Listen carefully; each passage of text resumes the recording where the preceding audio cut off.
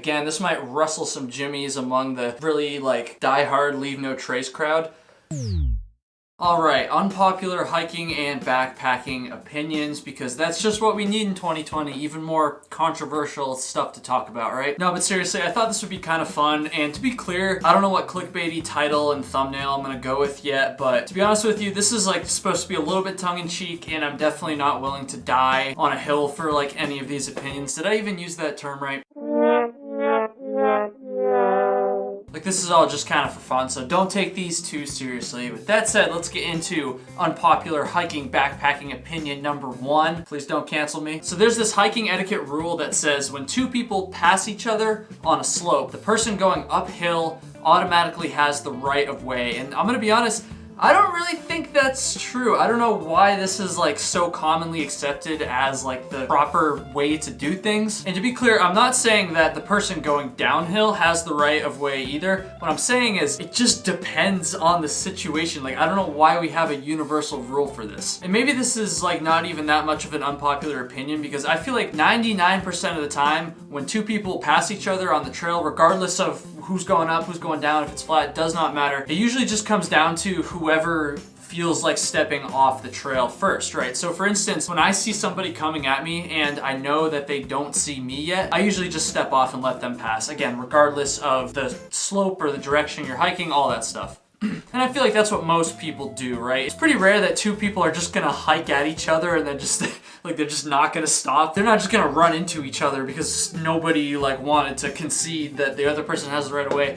Like, no, that's just stupid. 99.999% of the time, somebody just steps up and decides to, you know, let the other person pass. And I don't think it really does any good to just like universally dictate which like direction of travel you should stop. Maybe I'm wrong, and that's the whole point of this video, so let me know if you disagree with this. But I also feel like when I'm going uphill, a lot of the time I like to let people pass me if they're going downhill, because I kind of want to catch my breath, you know? And like, I get it, if you're going uphill, you don't want to like stop your momentum. I think that's like the reasoning behind it. But I don't know, I feel like it's usually just going to be a case-to-case basis, and I don't really see the point in just saying universally the person who's going uphill has the right of way. So unpopular hiking opinion number 2. I think that dehydrated backpacking food, like the Mountain House backpacker pantry style meals, are really, really overrated. In fact, I can probably count on one hand the amount of times I've ever eaten one of these dehydrated meals. And don't get me wrong, I get that they're convenient. Like, there's no doubting that at all. It'd be great to not have to do dishes. It'd be great to not have to actually cook in your pot. Just pour the water in, wait a few minutes, and you're good to go. However, just something about the idea of just like eating rehydrated food just like gets to me. I'll be honest, I'm like the kind of person who just hates leftovers of any kind in normal life, so it just seems like a gross like concept to me. I don't know. And that being said, I usually eat like the North Sides or mac and cheese or something like that, and it's not like that's like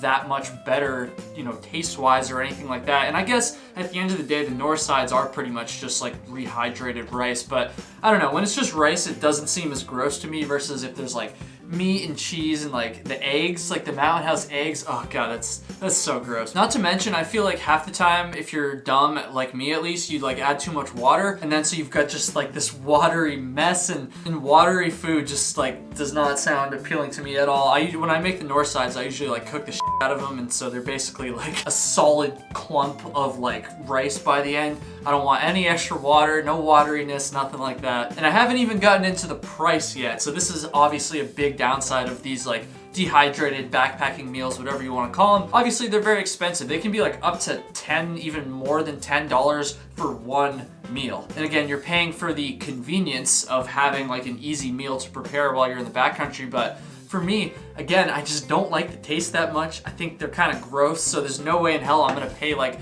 $12 for one dehydrated meal. Like, it's just not gonna happen. In comparison, you can get the Knorr rice sides for like $1 or $2 a pop.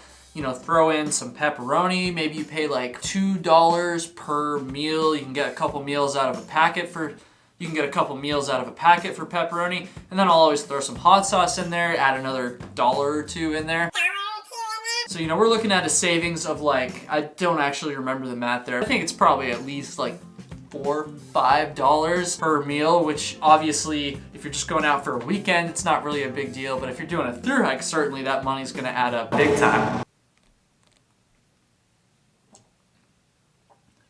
So I don't know, I just can't get into them. That being said, I haven't actually tried that many of them, so maybe I'm just like a little bit skewed, but the ones I have tried I did not like, which makes me not want to try more of them, so it's just kind of a never-ending cycle, so me, I guess.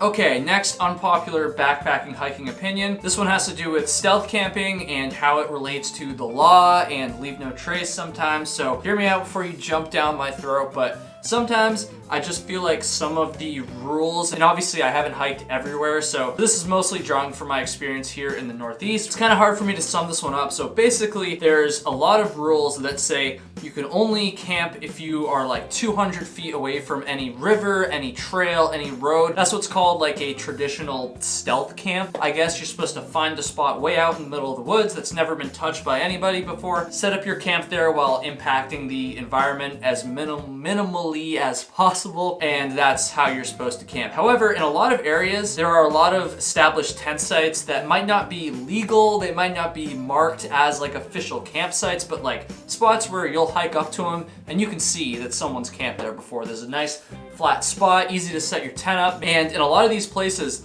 those sites are illegal. I guess it depends like situation to situation, but I feel like a lot of the time the rules that forbid you from staying at some of these campsites are just a little bit ridiculous. And don't get me wrong, I totally understand the impacts on the environment, or maybe I don't, maybe that's why I'm sharing this opinion. So if I'm wrong, let me know, please. I feel like at the end of the day, especially when it comes to beginner hikers, it's probably safer to tell them to just use one of these already established campsites rather than just like, oh yeah, you want to camp, Mr. Never Hiked Before? Here's what you're gonna do. You're gonna go walk 200 feet into the middle of the woods away from everything that you took to get here, and then you're just gonna have to find your way back in the morning. And of course, it's not like this is impossible, but I just think that's a little bit ridiculous for people who might not have any experience backpacking, let alone like navigating. I just feel like telling somebody to go off and just like trample their way 200 feet off the trail and then set up their tent on like an unimpacted part of the ground, I feel like that's gonna have more impact than just having people continuously camp at the same spots, so you kind of like limit the impact to that one spot. I don't know, maybe I'm wrong. Please, again, let me know if there's something I'm not understanding here. I'm not an expert on this, but I don't know, that just seems like kind of intuitive to me. All right, this next unpopular opinion is about privies and outhouses on the trail.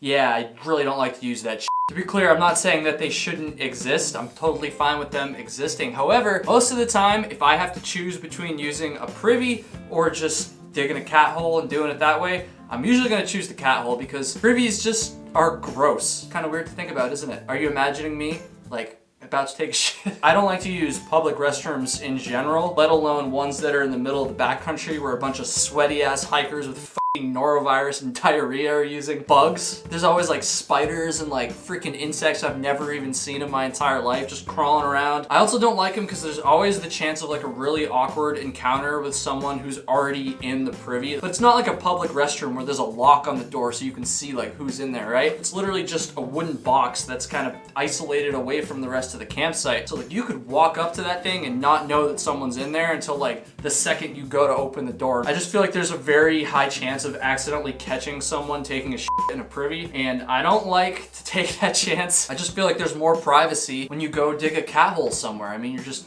off in the middle of the woods 200 feet away from the trail, right? So does that kind of undercut my last point? This next unpopular backpacking opinion, what's the deal with rock cairns or cairns? I said cairns in a video one time and then a bunch of people thought I said like Karen, like, you know, the angry lady you see at the grocery store. So I don't know if it's pronounced Karn or Cairn, but either way, you know what I'm talking about, the pile of rocks that you see on the trail sometimes. I see people on Facebook just freaking out about these. Like someone will take a picture of like a couple rock cairns and then they'll be like, oh my God. I don't understand what like the big deal is. Okay, first of all, I think most of the time when people complain about these, they're not talking about the ones that are actually like marking the trail above tree line, right? But those are the ones that I see most often. So either I'm not hiking in places that have this problem, which I guess could be a possibility, or these people are just like exaggerating, because there's never been a time where I've seen like an excessive amount of rock cairns. I could also see how if there's like 100 rock cairns in a river, that could obviously like disrupt the wildlife.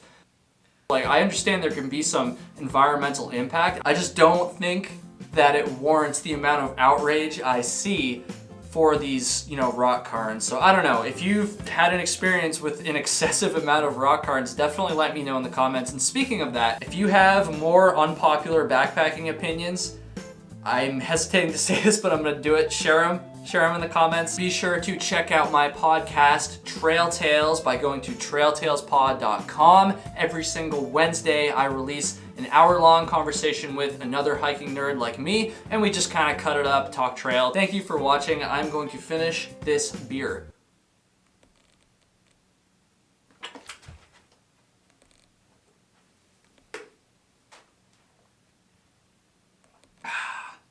That was totally fake, by the way. I could have definitely kept drinking.